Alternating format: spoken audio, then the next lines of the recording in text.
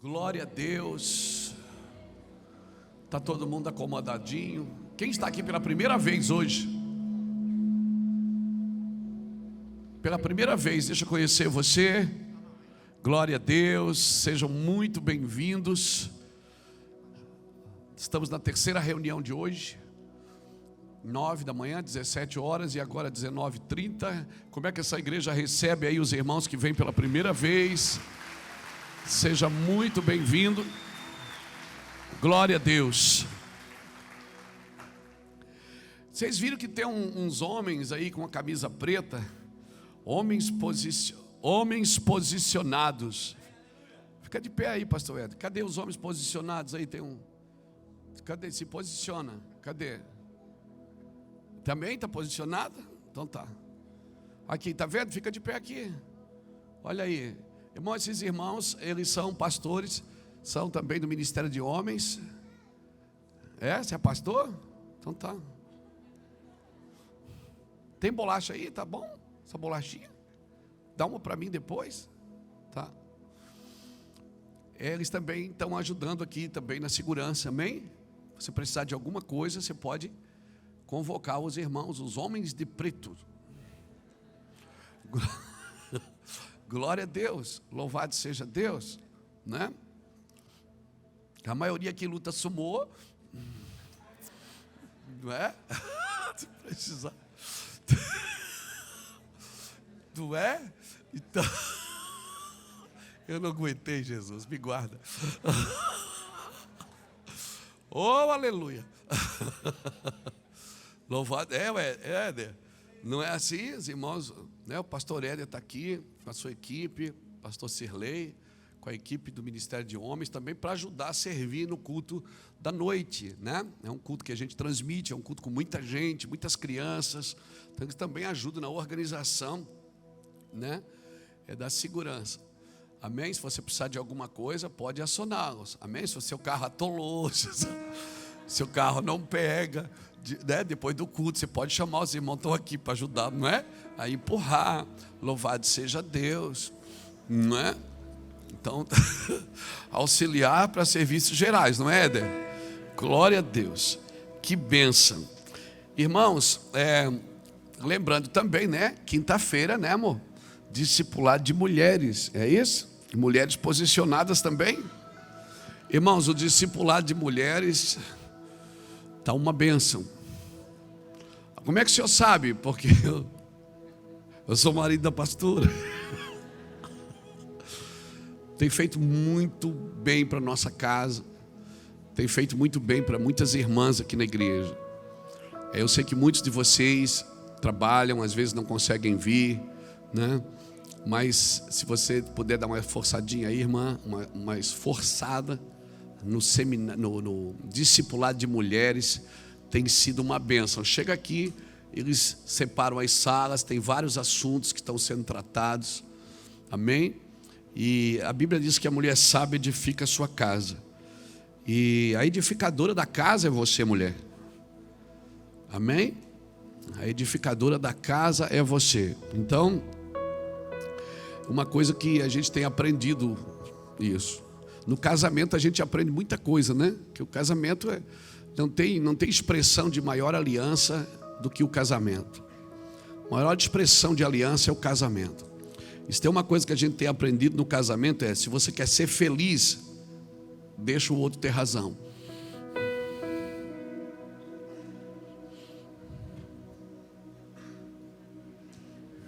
Amém? Louvado seja Deus. Deixa o outro ter razão, irmãos. E a gente vai aprendendo. E tanto o discipulado de homens, né? Às terças-feiras também está uma benção, né, Éder? E muitos homens têm vindo no discipulado. O culto, irmão, o culto é bom, porque aqui nós estamos em comunhão. Estamos na terceira reunião de hoje, culto transmitido ao vivo. Milhares de pessoas estão assistindo. Mas o discipulado, você toca, né? Você consegue tocar as pessoas. Você consegue ministrar, a partir dali a pessoa é ministrada, ela começa também a procurar o aconselhamento da igreja, né? Ela quer fazer parte de uma escola, daqui a pouco ela está num PG, ela se envolve, né? Porque só de culto em culto, irmão, nós não crescemos de culto em culto, nós crescemos de glória em glória. não é? Então a igreja é muito grande, tem muita gente, é muito trabalho, mas se você vai num PG que é menor, né, você tem condição de conversar, de achar alguém para você compartilhar o seu coração. Se você vem no discipulado, vai tocar em áreas da sua vida que talvez você nunca foi ministrado, não é? Você nunca foi ministrado nessas áreas, tanto para os homens como para as mulheres, né? O discipulado de homens e o discipulado de mulheres. O culto de homens aqui é uma bênção. O nome do culto é Vem se tu for homem. Começa por aí. O cara tem que ser cabo macho para vir no culto de homem, né? Então tá. Então, querido, se esforça um pouquinho, né? Ontem nós tivemos aqui, sábado à noite, tivemos o culto de casais. Também é um ministério aqui da casa. A igreja tem muitos ministérios. Ministério de crianças, vocês viram quantas crianças? É a terceira reunião, você viu tanto de criança? Quase, mais de 200 crianças tem. Teve um domingo aqui, acho que foi passado ou retrasado, tinha 250 crianças. É uma igreja só de crianças, por isso que tem uma igreja ali atrás para eles. A igreja Mevan Kids, não é? Tem o ministério de adolescentes, tem sido uma bênção. Ministério de jovens, ministério de família, não é? Ministério de homens, de mulheres, ministério de louvor. Eles têm reuniões aqui. Nós temos uma escola de música. Talvez você não sabe, você tem o seu filho, em vez de você dar um celular para ele, dá um instrumento. Obrigado pelo seu amém tão evangélico.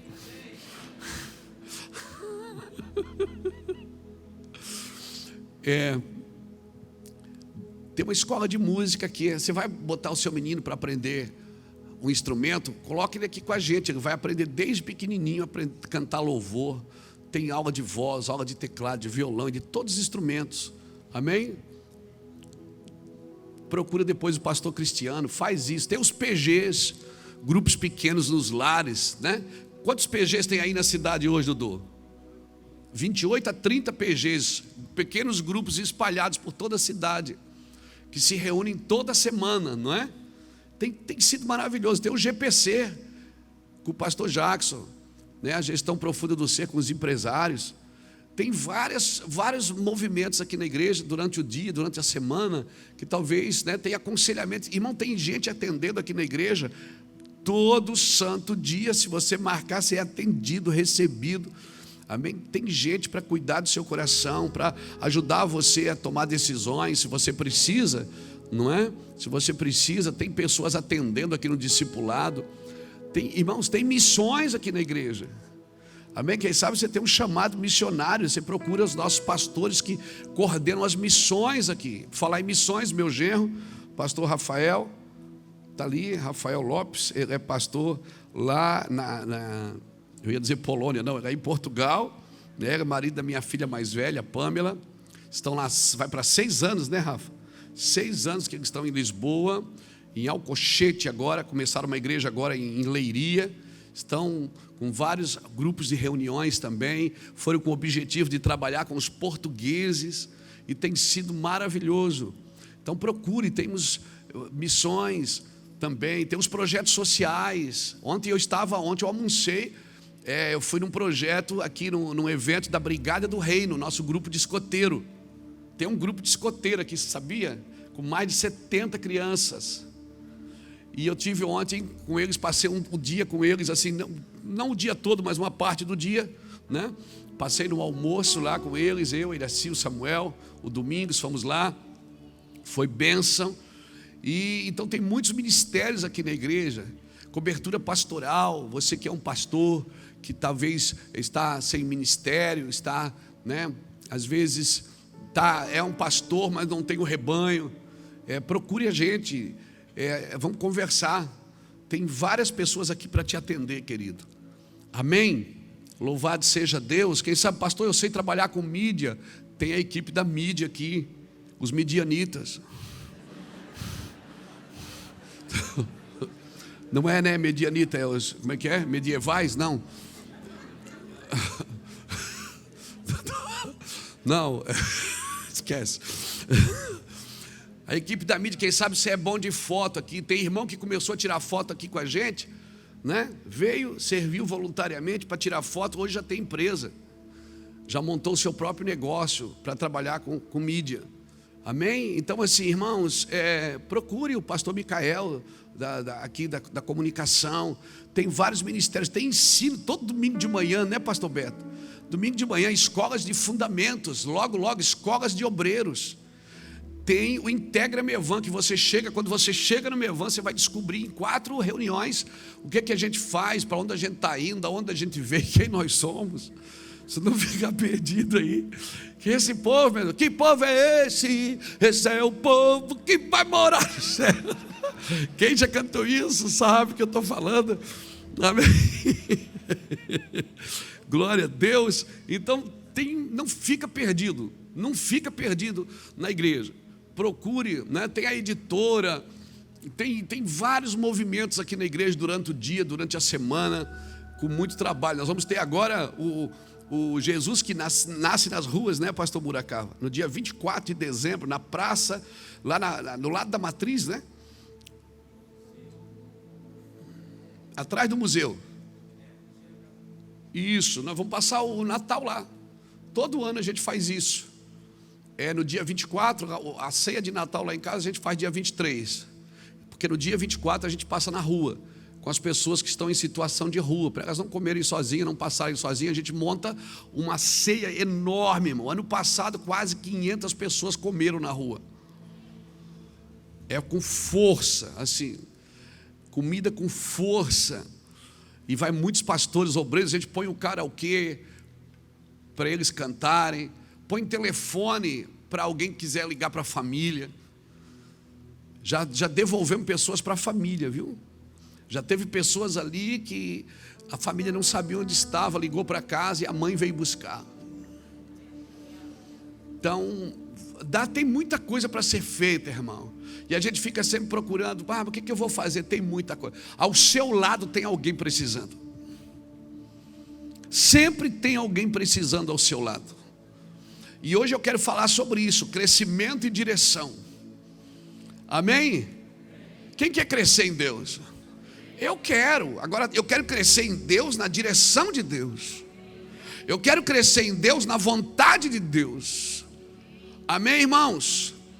Louvado seja Deus. Abra sua Bíblia comigo em Atos capítulo 16. Mas eu estou nesse jeitinho aí, irmão. Quer ser feliz, deixa o outro ter razão. Isso não serve só para casamento, não. Serve para discussão também. Vou falar uma coisa para você. Anota isso. Pode anotar que vai dar resultado.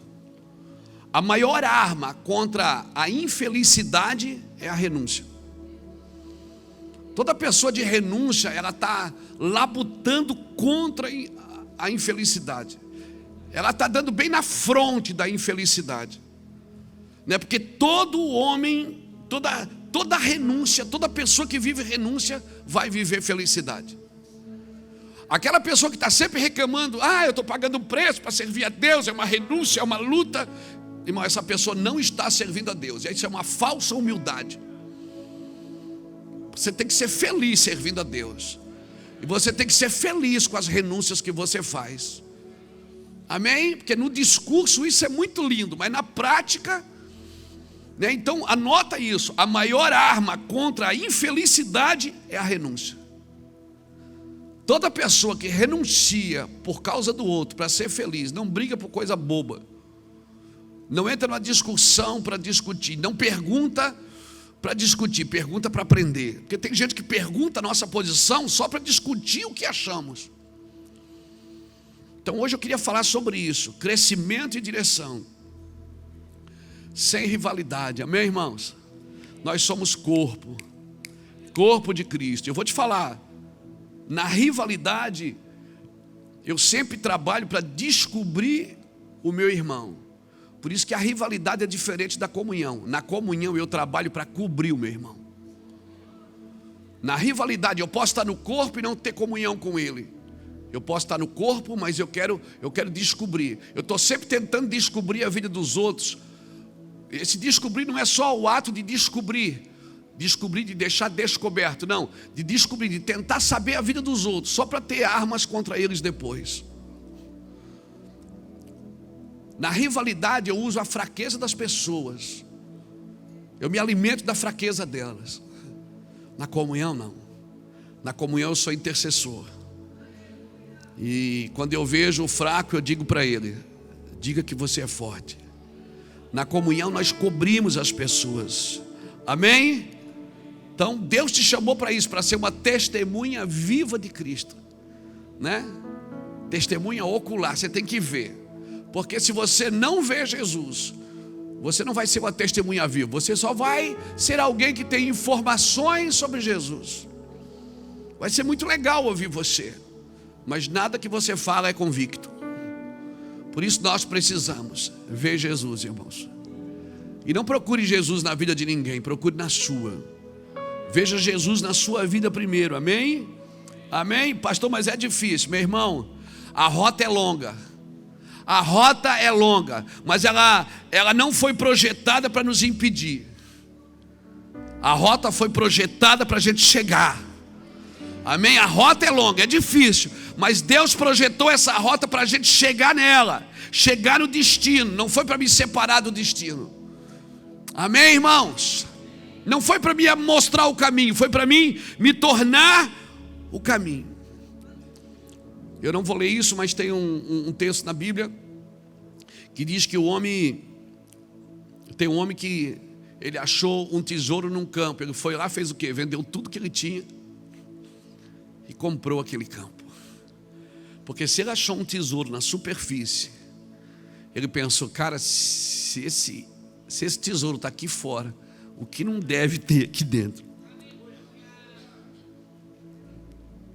Você pegou isso? E se você andar com Jesus, você vai aprender uma coisa: é do caráter de Deus esconder coisas preciosas. Você vai ver onde é que Deus escondeu o petróleo, onde Ele escondeu o ouro, a prata, o bronze, os diamantes. Tudo que é rico, tudo que tem valor, materialmente falando, está escondido na terra. Mas tudo que tem valor, espiritualmente falando, o que é material, Deus escondeu na terra. Mas o que é espiritual, Deus escondeu no homem. O reino dos céus está dentro de você. A eternidade, diz Eclesiastes 3:10, que Deus escondeu a eternidade no coração do homem. Então você está procurando um tesouro em alguém que você carrega ele. E você deveria olhar para dentro, garimpar o que você tem. Agora, as coisas espirituais, elas só podem ser discernidas espiritualmente. Só o Deus que é espírito e verdade pode mostrar você para você mesmo, e ensinar você a procurar as coisas que você acha que não tem. Eu te afirmo, tudo que você vai ser, vai ter e vai fazer, já está em você. Já está.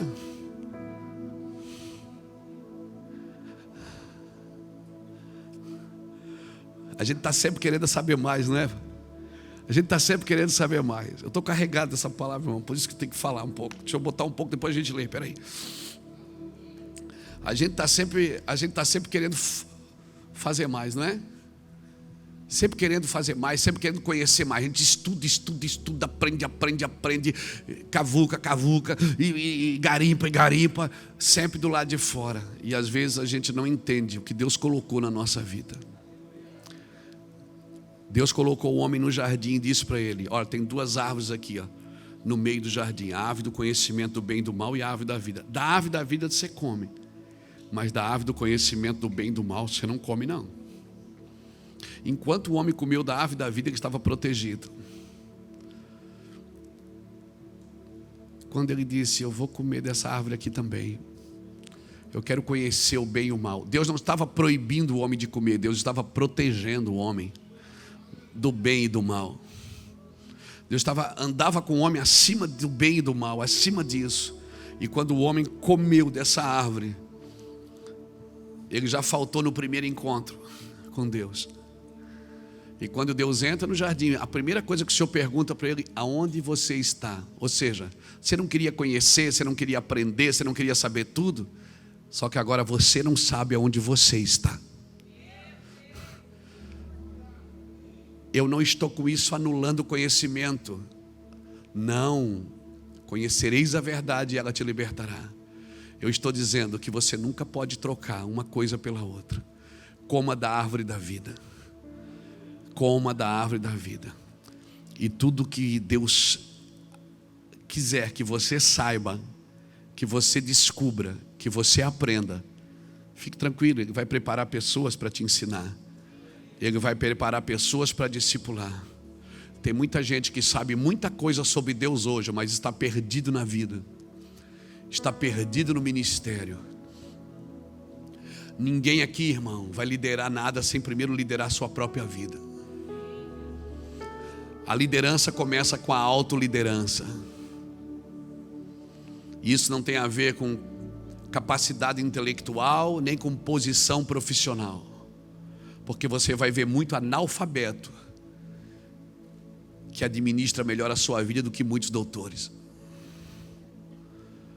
Qual é o segredo? O segredo é comer de Deus. A igreja não foi colocada na terra para comer da terra, irmãos. A igreja come de Cristo. E o Senhor deixou claro: se vocês comerem de mim, vocês permanecerão em mim. Aleluia. Então abra comigo Atos capítulo 16.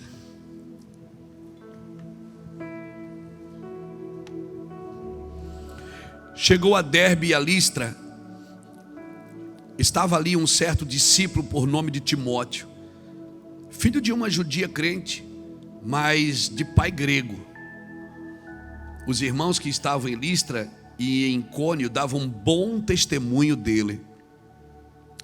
Paulo quis que ele fosse com ele e, tomando-o, circuncidou-o por causa dos judeus que estavam naqueles lugares, porque todos sabiam que seu pai era grego. Quando iam passando pelas cidades, entregavam-lhe para serem observados os decretos que haviam sido estabelecidos pelos apóstolos e pelos anciões de Jerusalém. De sorte que as igrejas eram fortalecidas na fé e cada dia crescia em número, passando pela Frígia e pela província da Galácia, foram impedidos pelo Espírito Santo de anunciar a palavra na Ásia. Quando chegaram a Mísia, tentavam ir para Bitínia, mas o Espírito de Jesus não lhes permitia. Tendo passado pela Mísia, desceram a Troade. Paulo teve de noite uma visão que se apresentou um homem da Macedônia, que lhe rogava: passa a Macedônia e ajuda-nos. Logo depois desta visão, procuramos partir para a Macedônia, concluindo que o Senhor nos chamava para lhe anunciarmos o Evangelho. Irmãos, para mim esse é um dos textos mais fantásticos. Paulo, é tão interessante que eu gosto muito de fazer isso, de ir passando e comissionando. Paulo ia de cidade em cidade e ele dizia: olha, preste atenção no que disseram os anciões de Jerusalém, preste atenção no que os apóstolos ensinavam. E ele passa aqui numa cidade, em Derbe, Listra, estava ali um discípulo, um jovem, Timóteo, filho de uma judia crente, mas o pai dele era grego. E o mesmo Paulo que em Gálatas, chama os da circuncisão de mutiladores, ele pega uma pederneira e ele mesmo circuncida Timóteo. Você pega Paulo aqui muitas vezes, aqui em Atos capítulo 16, fazendo uma coisa que lá em Gálatas ele mesmo condenou. Ele disse: vocês não precisam mais dessa mutilação. Mas aqui ele está lidando com um jovem que ele quer levar junto para o ministério. Ele não olhou para o pai que era grego, ele não olhou para a situação, ele só pensou assim: vou levar esse rapaz comigo, o pai dele é grego, os judeus vão ficar pegando no pé porque ele não é circuncidado. Sabe de uma coisa? Eu vou circuncidar esse rapaz. Eu já passei por isso, irmãos. Circuncidou alguém? Não foi tão profundo assim. Quando alguém me chama para ministrar, agora não, porque a gente não tem mais tempo de ir em tantos lugares. Hoje a gente faz mais o trabalho do Ministério Mevan mesmo, os cafés de pastores pelo Brasil, os ajuntamentos aonde nós estamos indo, e servimos alguns irmãos que nós acreditamos que Deus tem nos aproximado. Mas eu sempre, quando alguém me chama para pregar, eu pergunto: vocês aí usam terno, gravata? Quer que eu vou de terno, de gravata? Não, pastor, pode vir à vontade. Oh, aleluia. Mas se os irmãos dizem: pastor, aqui a gente tem o costume. Opa, eu não tenho problema com isso. Eu não vou deixar de anunciar o evangelho. Por que não? Porque o meu costume não é esse. O meu costume não é esse. Não, irmãos. Paulo, ele me ensina a fazer de tudo para ganhar a todos, para por todos os meios salvar alguns. Então o mesmo Paulo que em Gálatas condena a circuncisão, ele diz assim: vamos circuncidar esse rapaz para não ter problema no caminho, porque eu vejo que esse moço aqui tem futuro. E tem futuro mesmo, que logo depois Timóteo, ele passa a ser o pastor em Éfeso, da maior igreja da Ásia, em Éfeso. Ele pastoreia, e Paulo escreve 2 cartas para ele, 1ª e 2ª Timóteo. O mesmo menino que Paulo passou, viu aquele menino cheio de vida, pessoas dando testemunho dele. Ele, um jovem pregador. Paulo disse: eu vou levar, meu filho, você é filho de quem? Não, a minha mãe é crente. E o seu pai? Meu pai é prova. Então, não, vamos circuncidar, pronto. E Paulo circuncida. Fazendo a circuncisão, ele está meio que paternalizando aquele menino. Ele está tomando o lugar do pai. Ou seja, porque quem circuncidava era o pai. No 8º dia que uma criança nascia, o pai circuncidava o filho, Pegava a pele do prepúcio, do órgão genital masculino, e cortava a pele do prepúcio, e com uma pederneira, e aquela criança ficava ali com 8 dias até cicatrizar. E a primeira vez que isso acontece nas Escrituras foi quando Deus mandou a Abraão circuncidar todo macho, E depois também eles circuncidam quando estão na terra prometida. E se você for analisar, depois você pode olhar na internet sobre isso. As mulheres judias são as mulheres que menos têm câncer de útero, porque os homens são circuncidados. Então Deus não estava pensando só na aliança de sangue, no órgão reprodutor, mas estava pensando também na higiene daquele povo que vivia no deserto. Mas isso é um outro assunto, aula de biologia. Eu só estou fazendo um pano de fundo aqui para falar o que eu quero, o que Deus tem ministrado no meu coração. Alguém disse, eu não me lembro quem é, que a tragédia da vida é que nós ficamos velhos cedo demais e sábios tarde demais, Quantos de vocês já disseram assim: se eu tivesse a sabedoria que eu tenho hoje? É ou não é? Quem já disse isso? Se eu tivesse o entendimento que eu tenho hoje, lá atrás, eu não tinha feito tanta... Aleluia. Isso mesmo que você pensou, não tinha feito tanta besteira, Eu não tinha feito, se eu tivesse a sabedoria que eu tenho hoje, a cabeça que eu tenho hoje. Então alguém disse isso.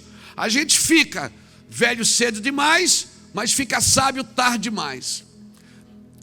Mas eu ainda torno a dizer, talvez eu vou acrescentar uma frase aqui: tem gente que só envelhece.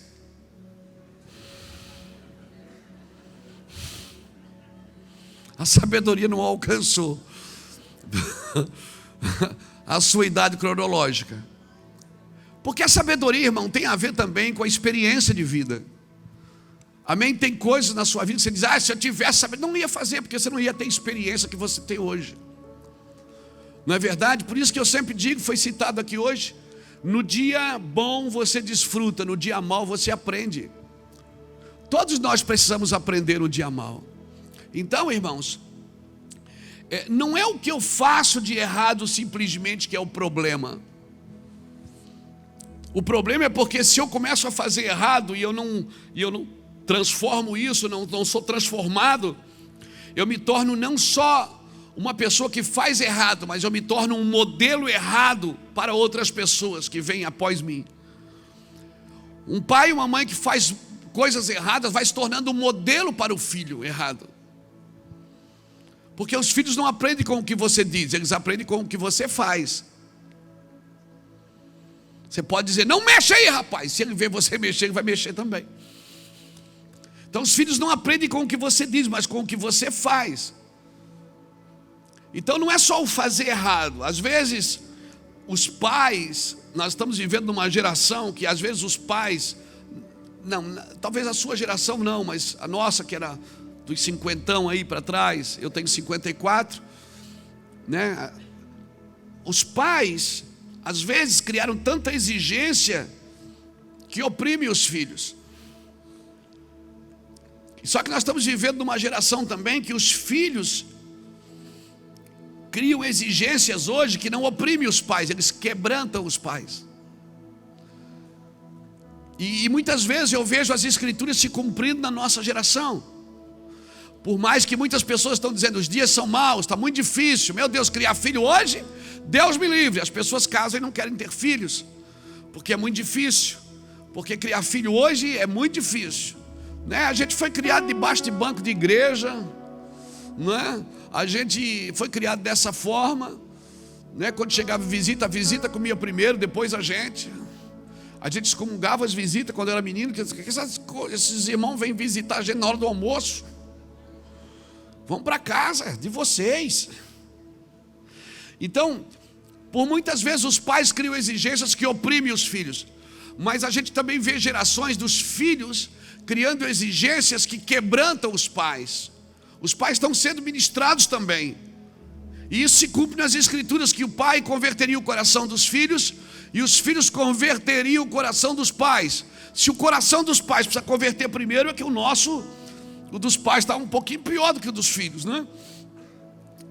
Então, quando eu li esse texto, Paulo fala aqui no começo de Timóteo, e ele diz que de cidade em cidade eles passavam e diziam, olha, vocês prestem atenção no que os apóstolos disseram, no que os presbíteros disseram, as instruções que vêm de Jerusalém, vocês prestam atenção. E a Bíblia diz que eles prestando atenção nisso, meu irmão, e aqui entra,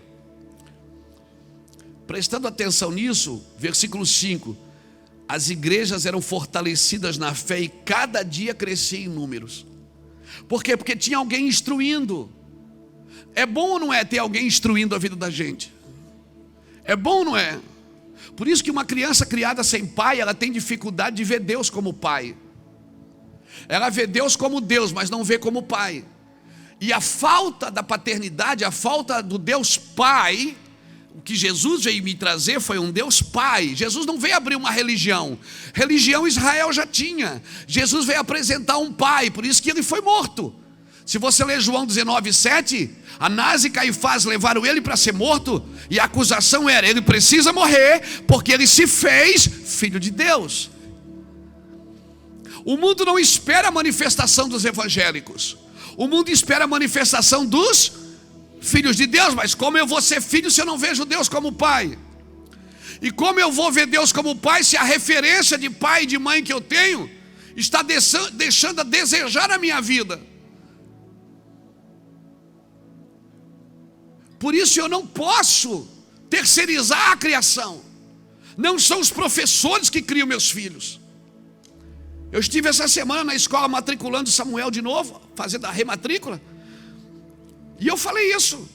Irmãos, não são os professores que educam os meus filhos. Antigamente a gente juntava moedinha para mandar os filhos para a faculdade. É ou não é? Os pais trabalhavam para mandar os filhos para a faculdade. Quantas igrejas trabalharam? Eu já vi na igreja a gente fazendo oferta para um filho de um irmão estudar fora do Brasil. Só que hoje você manda um filho para a faculdade, você tem que orar para ele não desviar, porque ele volta da faculdade ateu. Aí você diz, a faculdade desviou meu filho. Não, irmão. Se ele tivesse sólido em casa, se a Bíblia tivesse sido comida para ele todo dia, toda hora, todo instante, como a Bíblia diz em Deuteronômio capítulo 6, senta com ele no caminho, ao deitar, ao levantar, senta com ele na beirada da cama. Quando ele for dormir, vai lá, filho, o pai vai orar por você. Amanhã você vai estudar, você tem prova amanhã? Então eu te digo, meu filho, Deus vai iluminar a sua cabeça, a sua mente. Não, meu irmão, nós não podemos terceirizar a construção do caráter dos nossos filhos. Ah, porque o MEC isso. Ah, porque agora saiu uma revistinha do MEC não sei o quê. Ah, porque agora saiu não sei o quê. Estou ensinando na escola ideologia de gênero. Meu irmão, teu filho aprende em casa. Escuta eu aqui. Teu filho aprende em casa. Pega a Bíblia, senta com ele, ministra com ele o Evangelho. Mostra para ele, filho, está aqui meu filho. Está aqui meu filho. Pastor, e se não der certo? Você vai continuar amando. Agora é impossível. É quase impossível que não dê certo. Se você prepara o seu filho em casa para andar em qualquer circunstância. Por que eu estou falando isso? Porque, irmãos, o crescimento, ele não pode colocar em risco a direção. Por isso, essa noite, se eu fosse colocar um tema nessa mensagem, eu colocaria crescimento e direção. Porque aqui você está lendo Paulo dizendo, as igrejas cresciam, porque elas eram fortalecidas em ensino, elas eram instruídas em ensino, mas daí, eles estavam na empolgação do crescimento. Aí olha o que acontece aqui no verso 6, passando pela Frígia e pela província da Galácia, foram impedidos pelo Espírito Santo. Se cabe na sua cabeça o Espírito Santo impedir você de ir pregar o Evangelho?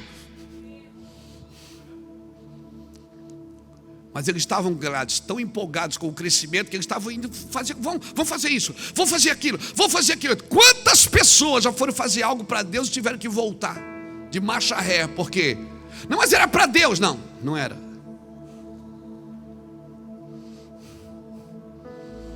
Não era para Deus. Talvez era para você. Talvez era uma vontade que você tinha. O Espírito Santo teve que impedir eles de entrar na cidade. Porque muitas vezes o crescimento nos empolga. Está crescendo, Deus vai dar vitória. O Senhor está dando a bênção. É de Deus. Vamos embora que é de Deus. Vamos embora. O Espírito Santo diz, não é não. Diga comigo, crescimento, direção. Diga comigo, não, diga que nem crente, crescimento. Não pode colocar em risco a direção. Porque um crescimento que permanece é o crescimento dirigido pelo Espírito. Eles estavam crescendo. Aí disseram, vamos entrar nessa cidade, vamos pregar. O Espírito Santo disse, não. Vamos entrar na outra e não. Por 2 vezes o Espírito Santo impediu eles de pregar. Por 2 vezes. Então não pense que tudo que você está fazendo pode ser a vontade de Deus, mesmo que seja para Deus. Essa é a hora que você diz, é verdade. Porque nesse texto eu aprendo o quê? Eu preciso aprender a discernir o sopro do vento. Tem coisa que é o sopro do Espírito me empurrando. Tem coisa que é o vento contrário, dizendo, não vai, não faz isso. E você diz, o diabo se levantou. E Deus diz, não é o diabo, é o meu Espírito. Eu estou tentando parar você, mas você é difícil, teimoso.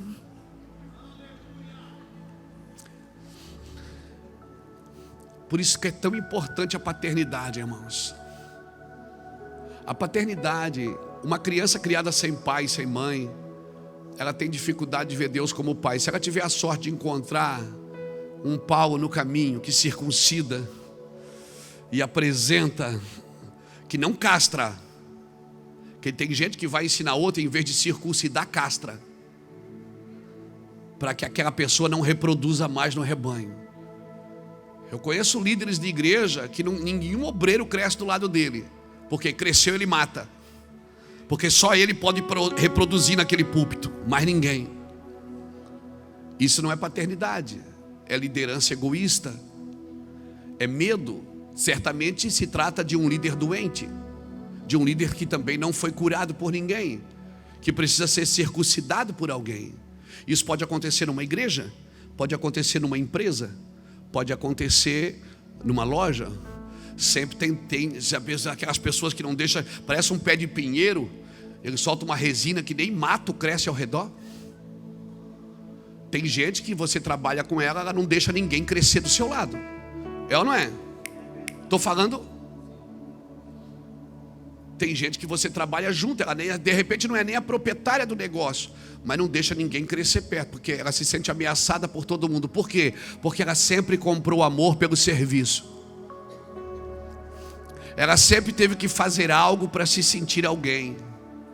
A carência faz isso. A criança criada sem pai e sem mãe, ela tem dificuldade de ver três coisas, de viver três coisas: proteção, direção e limites. Ela não se sente protegida, ela mesma faz as suas proteções. Por isso você vai ver muita rebeldia nas crianças criadas sem pai e sem mãe. Ela pode pender para rebeldia, ou ela pende para imoralidade, ou ela pende para rebeldia. Por quê? Porque a forma dela segurar o seu ambiente é ela fazendo as suas próprias armas de defesa. Proteção, direção, é uma criança que está sempre fazendo algo para ganhar alguém. É aquele que se torna às vezes bom empregado, um bom funcionário, mas está sempre comprando amor pelo serviço, porque ela não se sente segura. Se eu não fizer isso, alguém vai tomar o meu lugar. E a primeira coisa que você precisa entender do coração do teu pai é que Deus não chamou você para trabalhar para Ele, Ele chamou você para estar com Ele. O trabalho nada mais é do que o extrato de um relacionamento sadio. Aleluia, eu estou tão perto de Deus que aí você quer se envolver com o que Ele está fazendo. Amém? Mas por isso eu preciso da direção do Espírito. Por quê? Por quê, pastor? Porque eu posso estar crescendo, fazendo crescer, mas perdi a direção. Então cresceu, vamos fazer isso, vamos fazer aquilo. Cresceu, vamos fazer mais isso, vamos fazer mais aquilo. Vamos acrescentando, vamos. E aí deixa todo mundo pilhado, todo mundo cansado. E aí Deus tem que parar. O Espírito vem e diz: para. Essa não é a minha direção para você. Então eu te aconselho, você que é um ministro do Senhor, você que é um empresário, você que é um patrão ou um empregado, antes de fazer alguma coisa, consulte ao Senhor. A comunhão vai te trazer direção. Salmo 25, verso 12. Qual é o homem que teme ao Senhor? A este lhe ensinará o caminho que deve escolher. A sua alma repousará na prosperidade e a sua descendência herdará a terra. O verso 14 diz: o segredo do Senhor é para aqueles que o temem. A este ele lhes fará saber a sua aliança. Então às vezes a gente diz: eu estou sem direção. Às vezes a gente está sem comunhão.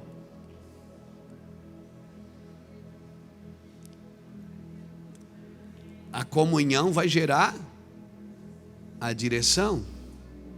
Talvez você diz: meu filho é um rebelde, é isso e aquilo. Talvez você está oprimindo ele. Você deveria criar um ambiente de comunhão, não de opressão.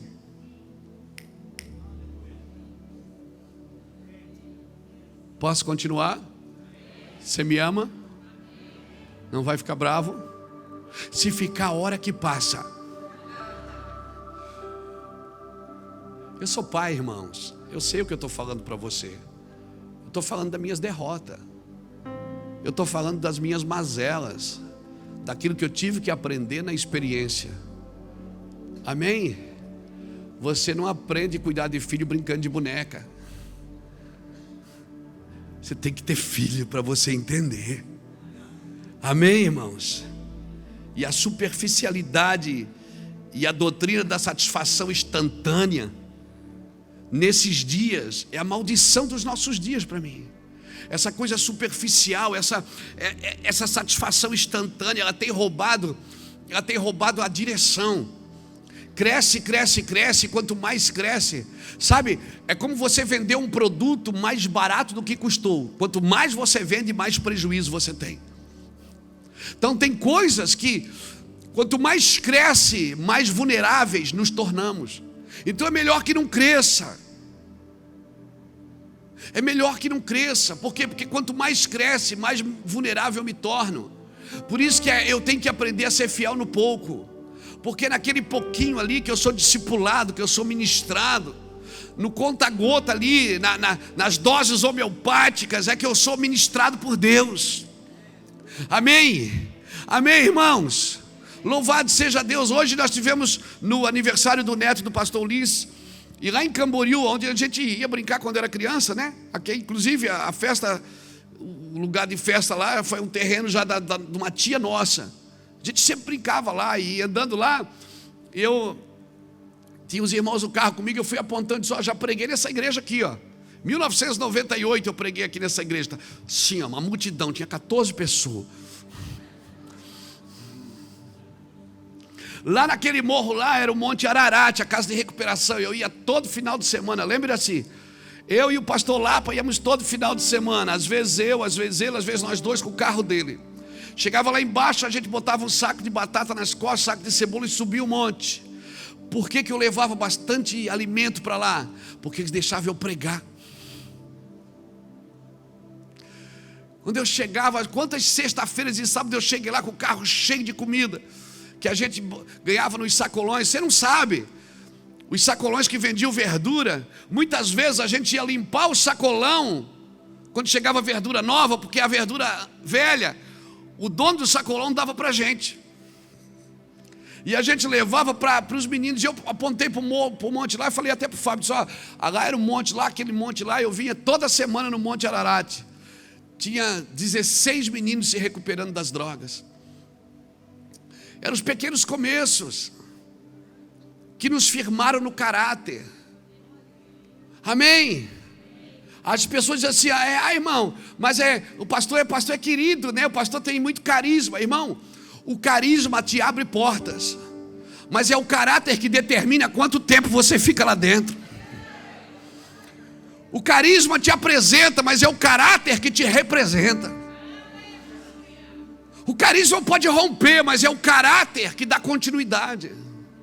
Por isso, se nós não somos fiéis no pouco, não adianta. Então, a minha oração para você hoje é que não, por favor, não deixe o crescimento roubar a sua direção. Mesmo que você esteja crescendo em qualquer lugar. Às vezes você está crescendo em casa, sua casa melhorou, não é verdade? Tem irmão, que fazia campanha na igreja para comprar um carro. Irmão vinha de bicicleta todo culto, aí comprou uma bis. Glória a Deus. A bis, 36 pagamentos, crédito facilitado. Aí comprou a bis. Aí ele conseguiu comprar o carro. Trouxe o carro para a gente orar, abençoamos, tal. Nunca mais apareceu na igreja. Sábado agora ele vai no Bailão do Juca. Tem o Bailão do Juca ainda? Tem, não tem mais? Verdade. Ele trabalhou a vida inteira por uma coisa. Quando ela aconteceu, ele se perdeu. O que é que roubou a direção, irmãos? Foi o crescimento. Se ele tivesse casiquinha lá, pedalando com a Calói, pedalando, ele estaria no culto. Tem gente que cresce para pior. Por isso o crescimento não pode te roubar a direção. Por isso, irmãos, antes de você buscar crescimento, busque direção. Direção de Deus. E se o Espírito te impedir, não faça. Se o Espírito insistir, não entre. Se o Espírito dizer para, recue, meu irmão. Porque não vale a pena crescer sem Deus. Não vale a pena ter nada sem Deus, amém? Porque um dia, mal e mal vão pôr uma meia no seu pé. Mal e mal, quando a caixa fechar, mal e mal vão botar uma meia no seu pé. E tudo que você conquistou, tudo que você agalgou, você vai pensar, eu poderia ter feito mais. Eu poderia ter servido mais, eu poderia ter abençoado mais, eu poderia ter me dado mais, eu poderia ter confiado mais, eu poderia ter ido mais além, mas eu cresci, as coisas cresceram ao seu redor, mas você perdeu a direção. Eu não estou dizendo com isso que você não deve crescer, eu estou dizendo que o crescimento não pode roubar a direção. Então, por favor, meça tudo. Viva o processo, irmão. Cada processo da sua vida. Desfrute daquele processo, irmãos. Aproveita, irmão. Aproveita. Aproveite, você não sabe, mas Deus está te ensinando. O Cristiano, quando fez a oferta hoje, nos deu um exemplo disso. Minha mãe às vezes conta a história do sítio lá, quando eles foram criados, que era um ovo repartido em 3. Hoje uma pessoa come uma dúzia de ovo. Melhorou a situação. Mas nós fomos provados, irmãos.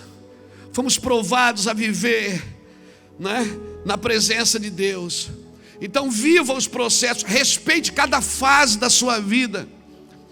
Respeite cada fase, meu irmão. Respeite, não faça loucura para ter aquela coisa que você acha que aquilo vai te trazer felicidade. Quando eu tiver aquilo, eu vou ser feliz. Pois você vai ter, você vai adquirir, você vai perceber que você não foi completado na sua plenitude. Nada dessa terra pode te fazer feliz. Sabe por quê? Porque parte de você não é daqui. Parte de você não é daqui. Deus te formou do pó da terra, mas soprou em você o seu espírito. E tem coisas aí dentro que só o Espírito de Deus pode satisfazer você. Por isso que muitas vezes é melhor ouvir a Deus do que crescer. Eu vou contar um segredo para você, mas por favor espalhe.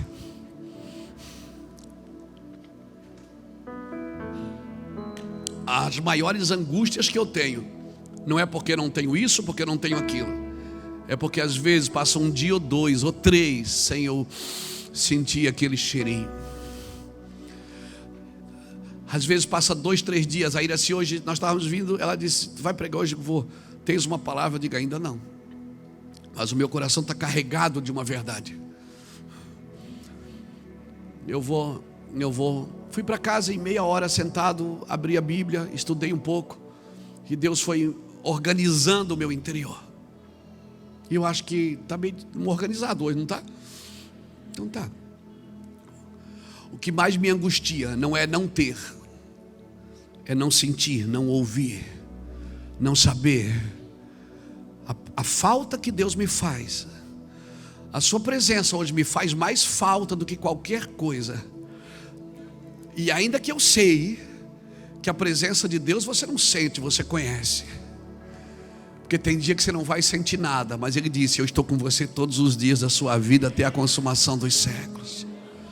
Então, a falta de sentir Deus, de saber o que fazer, eu fico apavorado, eu fico angustiado, eu fico chato quando eu não tenho uma direção clara do Espírito. E não adianta. O que é que o pastor acha? Não acho. O que é que o pastor vai? Não sei. Eu não tenho medo de dizer não sei, mas isso me angustia quando eu não tenho uma direção clara. Coisa mais gostosa, não é, Gladys? Se você abrir as escrituras, as letras saltam dentro de você, não é, Gladys? É gostoso, irmão. É melhor do que ter alguma coisa. É você saber, você está carregado. Amém? Por isso que Jesus saía do monte, ele orava ao Pai, chorava, daqui a pouco ele descia do monte, enxugava as lágrimas e dizia: vamos para o outro lado. Por quê? Porque Deus falou para a gente ir, vamos embora. Mas o senhor sabe quem é que tem lá? Tem um cara, vamos embora. Jesus sabia exatamente. O Getsemane, irmão, a oração que ele fez do Getsemane foi uma oração que Deus não respondeu. Deus não respondeu.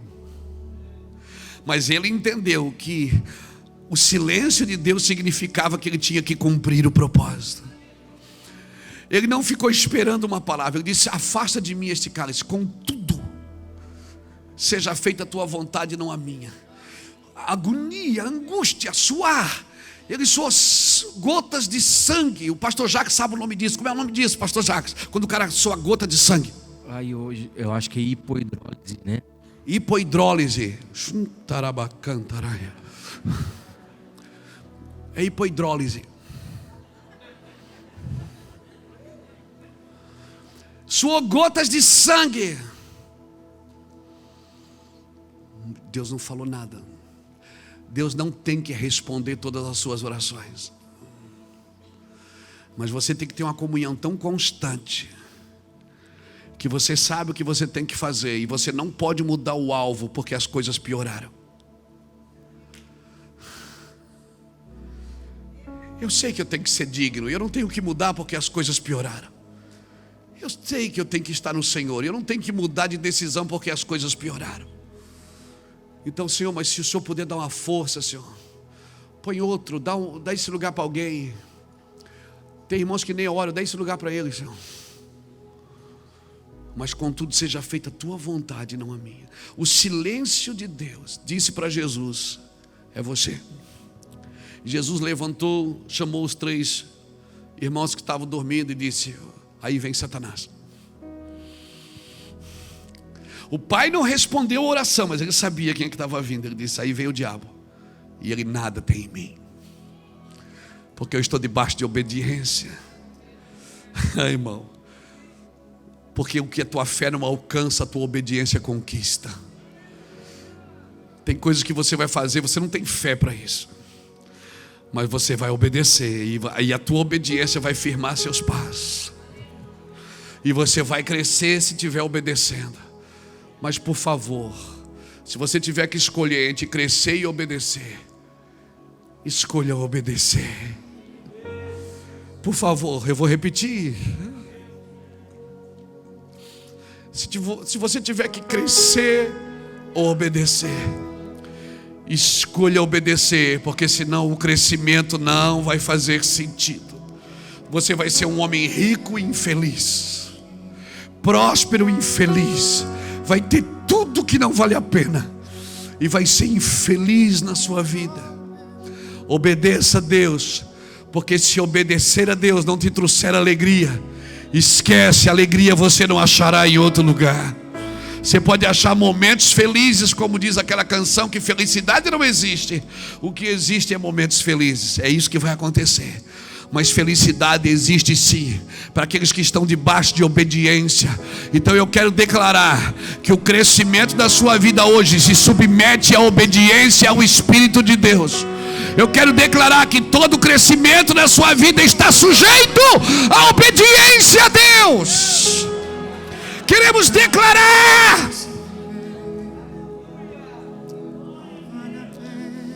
a necessidade de hoje, irmãos. A necessidade de hoje. Não é hematidrose, irmão. A ciência explica o suar sangue como hematidrose, né?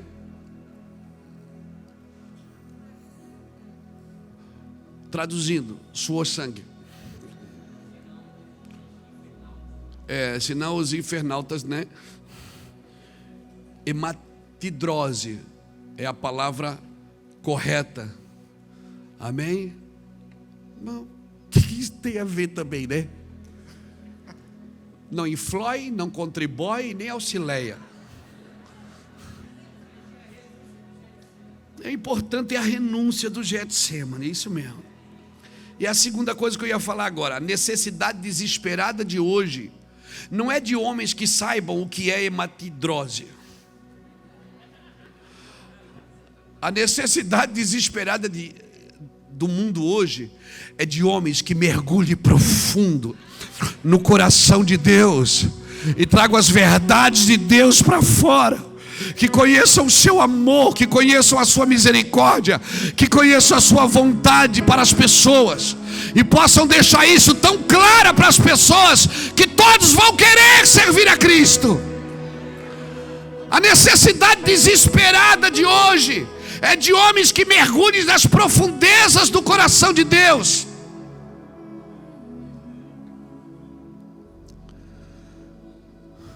Não é? Então por isso eu não quero comer da árvore do conhecimento do bem e do mal.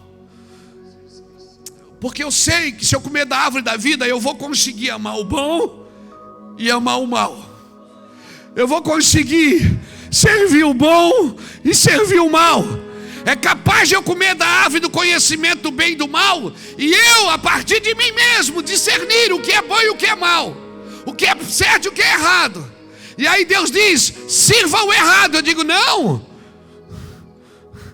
está errado. E Deus diz: mas eu quero que você o sirva. Paulo, você fala dos homens que circuncidam outros homens, e agora você mesmo está circuncidando. Quando você come a árvore da vida, sabe o que Paulo disse?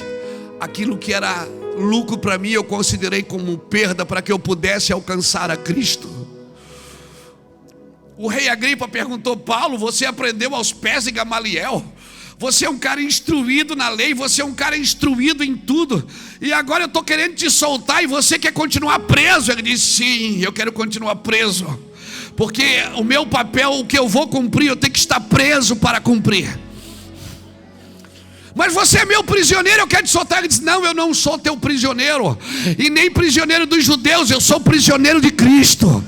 Eu estou preso a uma vontade divina, eu estou preso, e o que era lucro para mim eu considero como perda. Eu sou fariseu de fariseu, fui circuncidado no 8º dia, segundo a lei, eu sou irrepreensível. Mas o que era lucro para mim eu considero como perda, para que eu possa alcançar a Cristo. Eu vou te falar uma coisa, parece uma heresia o que eu vou falar, Jackson, mas não é. Beto, não é. Vocês são teólogos aí, me ajudem. Tem pessoas que vai ter que emburrecer.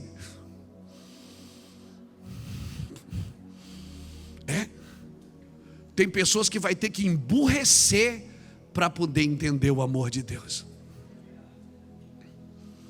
Porque ela é tão inteligente que ela define a partir dela o que Deus é e o que Deus não é. Nenhum pensamento pode detê-lo, nenhuma palavra consegue expressá-lo, nenhuma teologia consegue doutriná-lo. Ele não é um leão de circo que nasceu para divertir pessoas. Ele é o leão da tribo de Judá. Ele é indomável. Você não consegue domar ele com a sua alma. Não, isso, glorifica a Deus. Enche esse lugar de glória. Ele é indomável. Porque ele vive, posso crer no amanhã. Porque ele vive, temor não há. Mas eu bem sei, eu sei que a minha vida está nas mãos do meu Jesus, que vive está.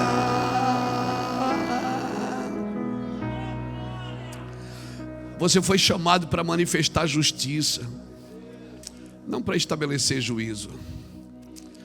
Você foi chamado para derrubar os bezerros de ouro, não para abrir a terra e engolir todo mundo.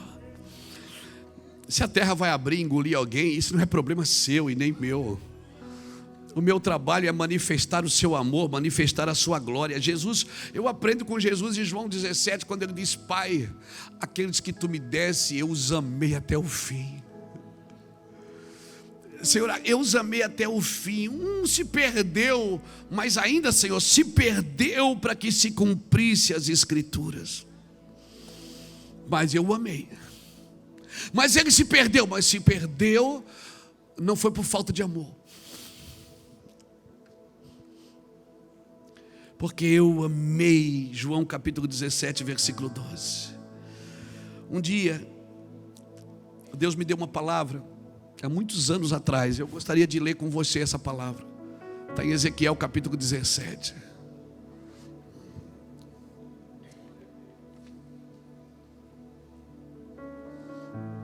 Quando Deus me deu essa palavra, eu estava lá no centro evangelístico, em 1998 para 99, no comecinho de 99, faz 22 anos, eu recebi essa palavra do Senhor. Essa palavra, eu guardo ela no meu coração, porque ela tem muito a ver com os nossos dias. Ezequiel 17, versículo 22 diz assim: assim diz o Senhor Deus, também eu tomarei o topo do cedro e o plantarei, do principal dos seus renovos cortarei o mais tenro, e o plantarei sobre o monte alto e sublime. No monte alto de Israel o plantarei, ele produzirá ramos e dará frutos, e se fará um cedro excelente. Habitarão debaixo dele aves de todas as sortes, encontrarão abrigo à sombra dos seus ramos. Assim saberão todas as árvores do campo, que eu, o Senhor, abati a árvore alta e levei a árvore baixa. Sequei a árvore verde e fiz reverdecer a árvore seca. Eu sou o Senhor. Eu disse e eu farei. Meu irmão, eu tomarei o topo do cedro, plantarei o principal dos seus renovos. O Senhor disse assim, isso em 1999, Luiz, eu vou tirar um raminho verde aqui e eu vou replantá-lo. Se você respeitar as fases, viver os processos e se submeter, sem bolir os processos, sem tentar passar por cima. Se você viver os processos, respeitar as fases e andar nas profundezas de Deus, eu vou tirar um raminho verde aqui e eu vou replantar. Eu vou derrubar a árvore verde e vou reverdecer a árvore seca, para que todos saibam que eu faço isso. Irmão, quando você vê às vezes pessoas orgulhosas caindo dos pedestais, não é o diabo que está derrubando, irmãos, é Deus. Deus abate a soberba. Ele faz reverdecer a árvore seca, mas Ele faz secar também uma árvore verde. Ele faz isso para que todos saibam que eu sou Deus. Ele diz. Quando o Senhor me deu essa palavra, eu aprendi, eu comecei a escrever sobre isso.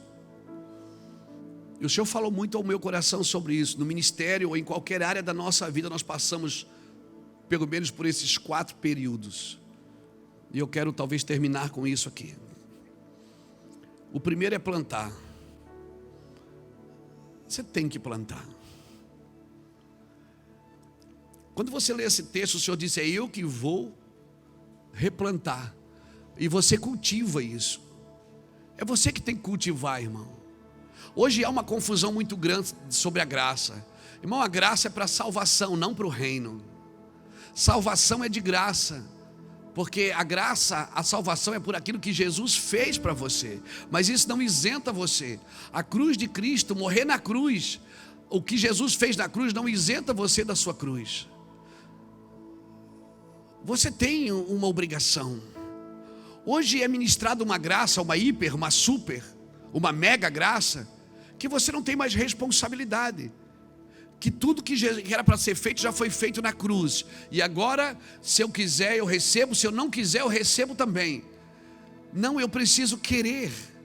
E eu preciso viver por isso. Você precisa separar reino e salvação. Salvação não te custa nada, mas viver o reino te custa tudo. Governar com Cristo no milênio, governar com Cristo depois da vida, você não pensa nisso. Você acha que a tua vida termina, pronto, acabou, vai lá para a fazenda, pronto, acabou. Vai para o cemitério ali, acabou a vida, acabou. Não, senão não faz sentido o que eu estou fazendo aqui. Senão vamos mudar o nosso discurso. Aproveite a vida, desfrute a vida, coma bastante, beba bastante, desfrute, se prostitua bastante, viva bastante o prazer. O negócio é você ter prazer. Aí você não tem mais nenhuma obrigação. Eu não tenho mais nenhuma obrigação, porque Jesus já morreu na cruz por todos nós. Ok. Irmão, isso foi para me salvar. Mas você acha que Deus quer só me salvar? Não, Ele quer me usar. Ele quer salvar através de mim. Mas para isso eu preciso me tornar alguém que morre com Ele na cruz. Aleluia! Porque eu vejo uma hipergraça sendo pregada hoje irresponsável. Que você não tem que fazer mais nada. Acabou, você não tem que fazer mais nada.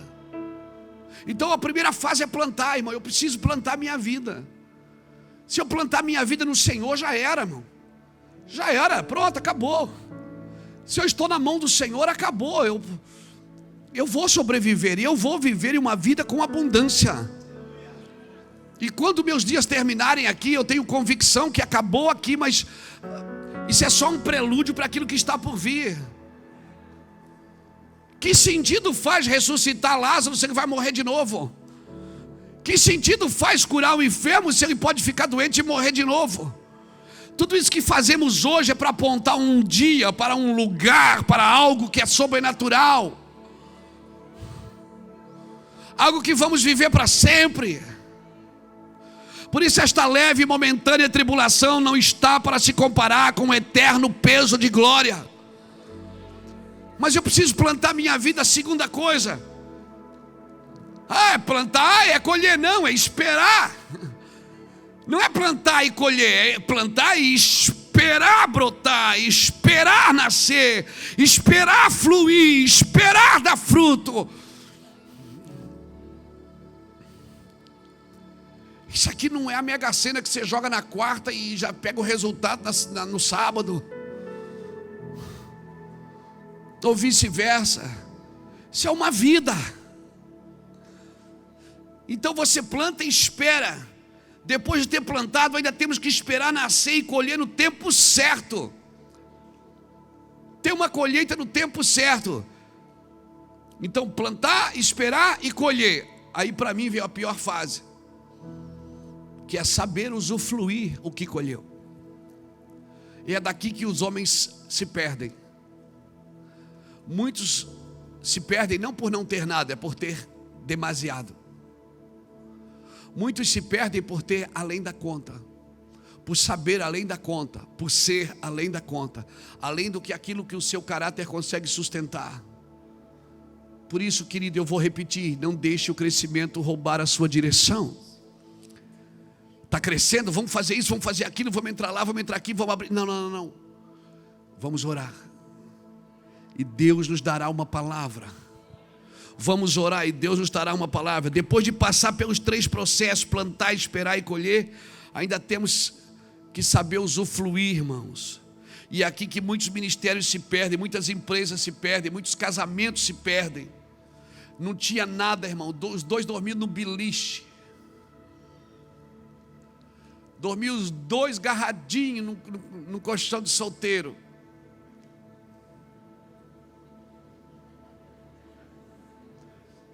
Se identificou? Aí o tempo foi passando. Começou a prosperar. Entendeu? A cama hoje tem 2 metros. 2 de largura com 3. Está longe, tem que pegar um GPS para achar a esposa na cama.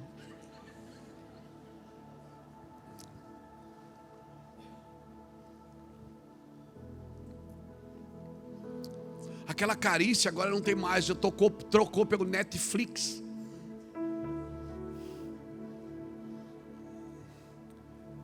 Nós temos que assistir a série, daí ficam os 2 assistindo a série. Ninguém toca em mais ninguém. Ele está falando. A série. E o cara está com uma série ali do lado, irmão. É sério. E o cara está assistindo a série, os 2 assistindo a série. E ninguém se toca mais, não tem mais um beijo, não tem mais um cheiro. Volta para o colchãozinho de solteiro, filho. Dá uma marretada nessa televisão. Estou te ajudando. Ninguém dá amém, que coisa terrível.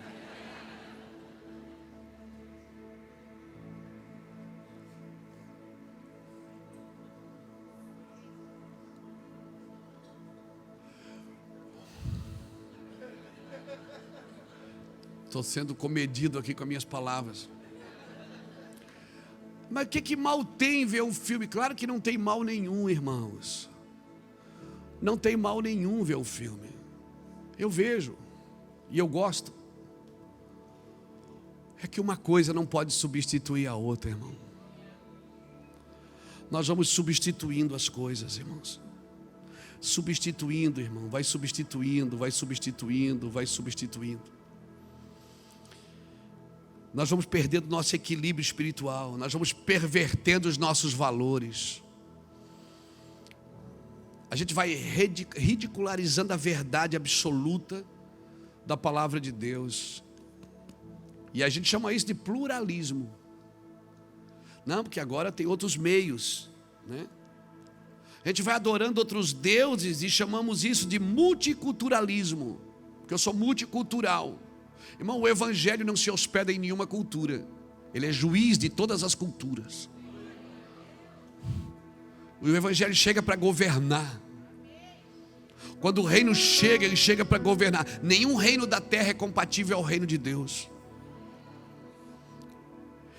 A gente vai endossando a perversão e chamamos isso de estilo de vida alternativo.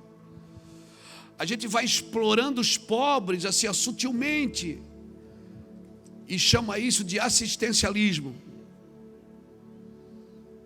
A gente vai recompensando a preguiça e chama isso de bem-estar.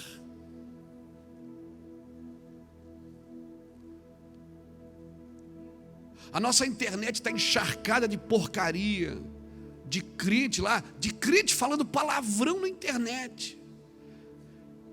E chama isso de liberdade de expressão.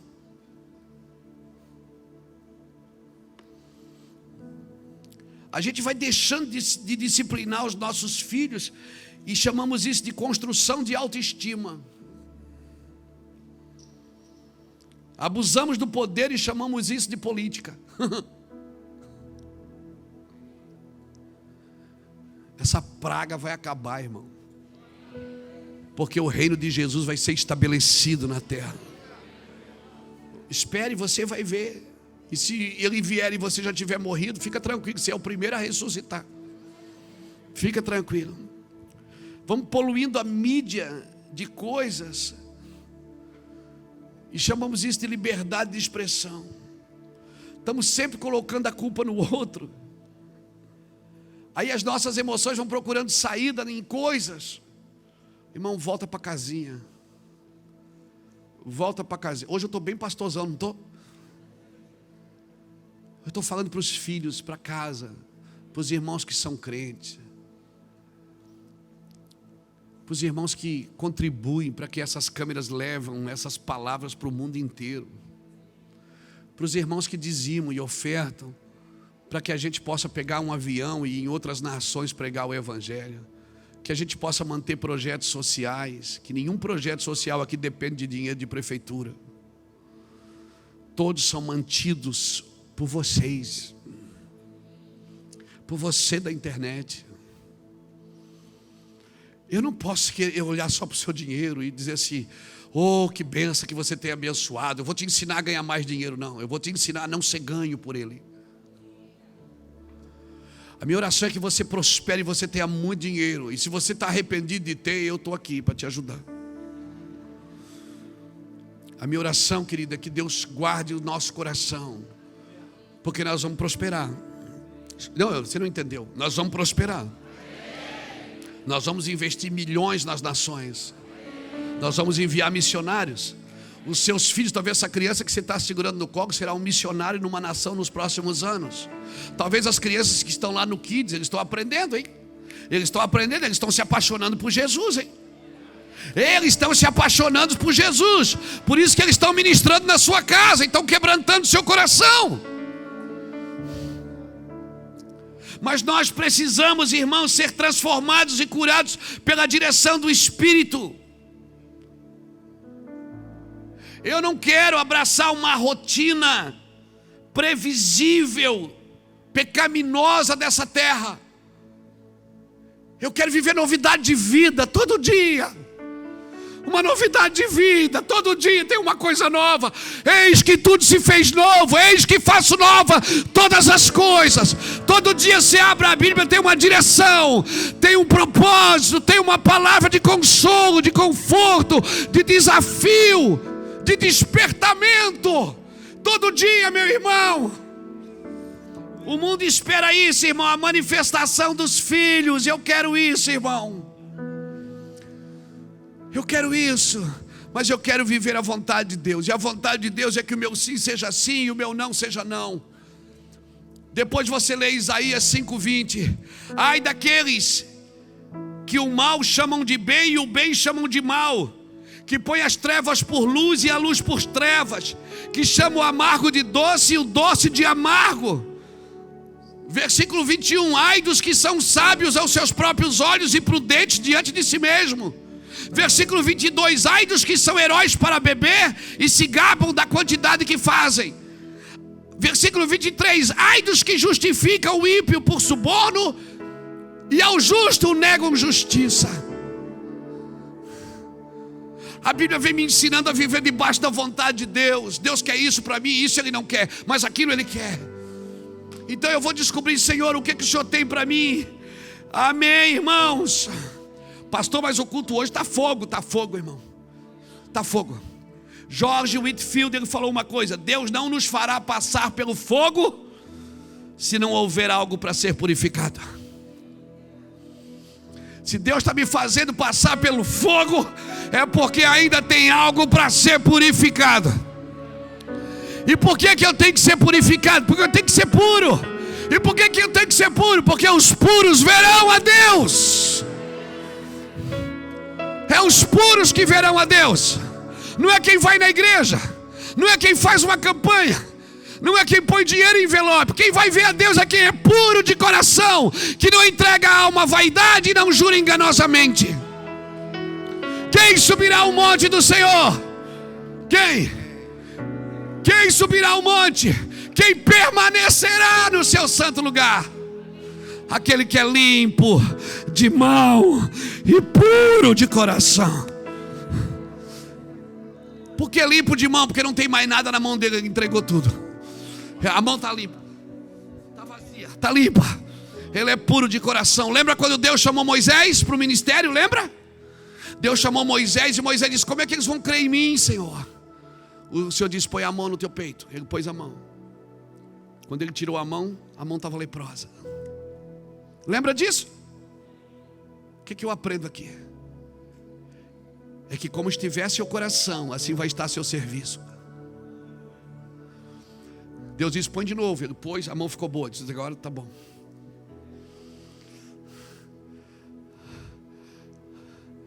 Como tiver meu coração, assim vai estar meu serviço. Deus não quer que eu cresça trabalhando, funcionando.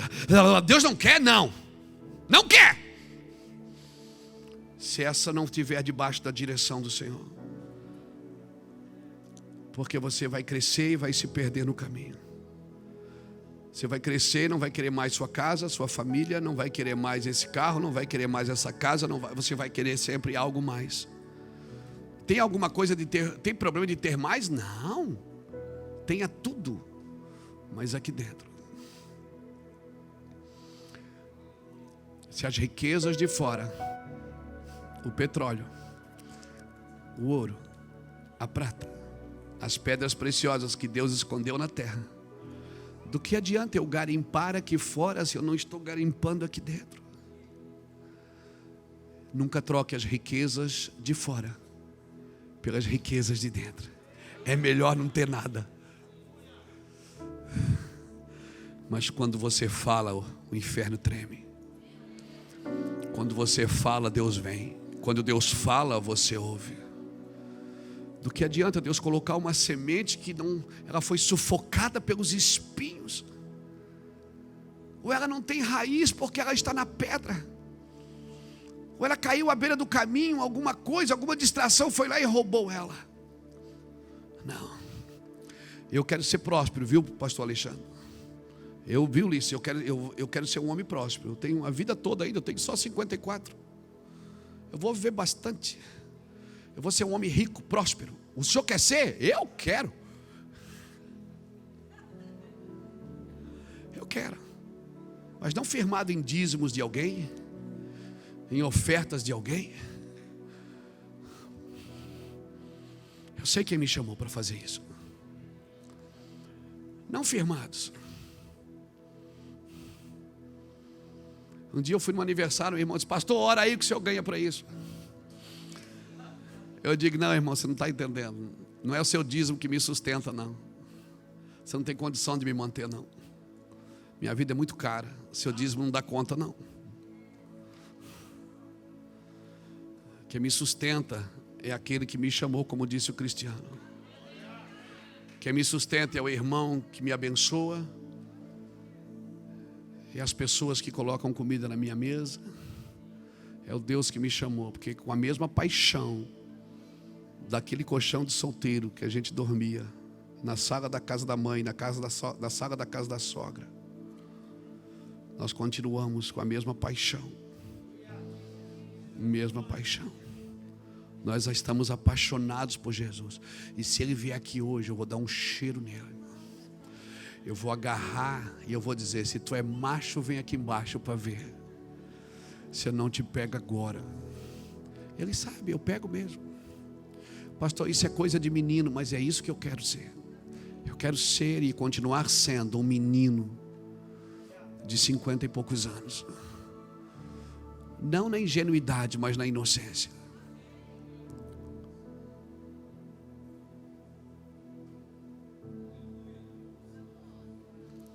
O ingênuo e o inocente são diferentes. O inocente não tem maldade, o ingênuo não vê maldade. Não vê a maldade, mas ele tem. Tome cuidado. Eu quero deixar essa palavra para o seu coração para a gente orar. Eu estou 1h30 falando com você. Por favor, cresça. Seja próspero. Que você tenha para os filhos e para os filhos dos seus filhos e para a terceira e quarta geração. Que você está adquirindo hoje, teus netos desfrutem. Teus bisnetos desfrutem. Mas não deixe que isso roube você dele. Cresça na presença de Deus. Desfrute da sua presença e do seu amor. Quero deixar essa palavra no seu coração, bem clara, bem sóbria, para que a glória de Deus se manifeste. Jesus disse, e com todas as letras: meu reino não é deste mundo. O diabo, quando ofereceu os reinos para ele, nenhum reino deste mundo pode mudar o reino de Deus, irmãos. O problema é quando a vontade de Deus não encontra a sua vontade. Quando a vontade de Deus não acha você. Mas eu te garanto, espera chegar a eternidade. Você vai estar sóbrio, porque você não vai perder a mente na eternidade, não.